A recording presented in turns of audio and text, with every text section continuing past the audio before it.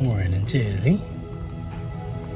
Gonna help us get some spinach for our breakfast eggs. Morning. We'll make some breakfast eggs. And sometimes I like to put some spinach in them. So I'm gonna take you all along to pick, I don't know, must have maybe around 10, 12 different kinds of spinach varieties, tropical varieties, etc. But I'm gonna pick 4. Yeah. There's some of my favorite varieties, like this one here. We're gonna start off with this Okinawa Spinach. This has actually a really nice ornamental feature. Flip it around, it's nice and purple. But we're just gonna take a few leaves here for breakfast scrambles. Alright, Okinawa spinach. Pretty good. Raw too, same.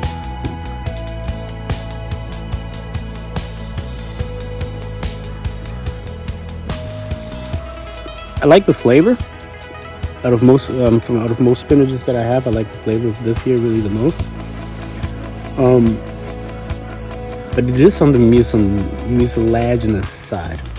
Or say that one fast a bunch of times. But not as bad as this next one I'm about to show you here.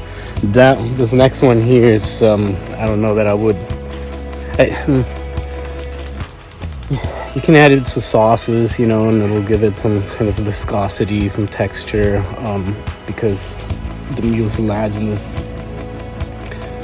there it is, properties. It's this guy right here. Surinam cherry. Wow, there's a bunch of stuff from Surinam, but Surinam spinach. I'm sure it has a bunch of other names, but this is what I know it as. Has some nice little pinkish flowers all over. And again, it looks pretty ornamental. It has very nice leaf shape and everything. It's all through and through green. But we'll pick a few up of these guys.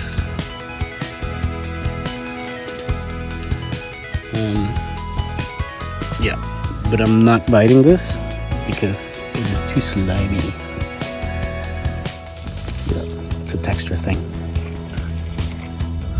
Alright, and our next candidate here, let's see, 2, 3. Let's go with this one here. This is Sissoo Spinach. It's got a whole little bush of it right here. One thing I noticed with this one here is that not only do we like it because it's pretty crunchy in comparison to the other varieties here, it's not mucilaginous and it holds the consistency, the crunchiness, holds up pretty well to cooking. But the bugs, they just love it. I don't know what this is, like a leaf cutter bee. See the hole in here in the leaf? Grubs, leaf looper. Oh yeah, look at here. So I'm not sure if you guys can see.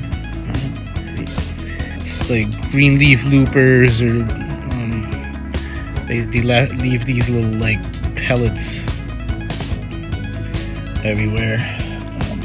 So that's the only drawback to this one here. It does great. It loves the environment here. It flourishes, as you can see, but everything else loves it as much as we do.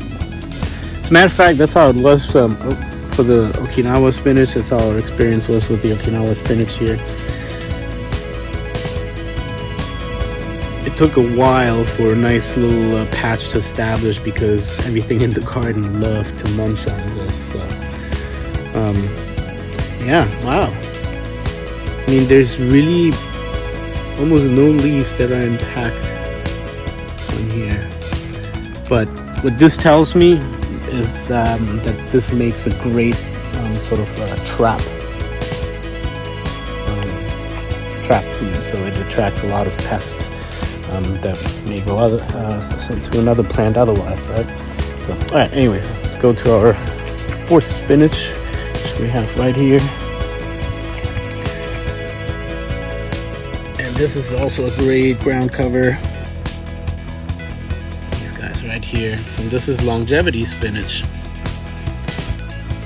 and any one of these really, especially longevity spinach. They have a whole slew of health benefits to them, and I really like the taste of this one here as well. It's not very slimy, mucilaginous, nice and crunchy, and it grows really well here. So I'm just hoping that it'll eventually spread.